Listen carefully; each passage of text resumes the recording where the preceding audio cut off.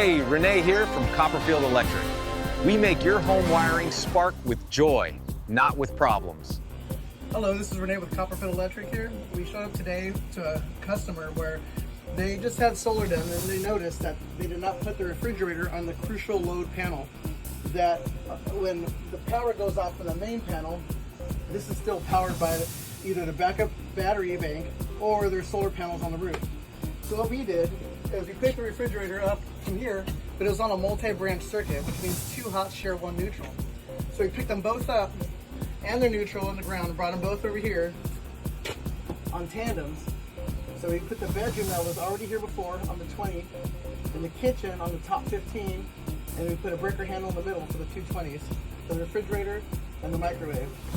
And now, when the power shuts off, they're still gonna have power here to the refrigerator and the microwave, which they did not have before.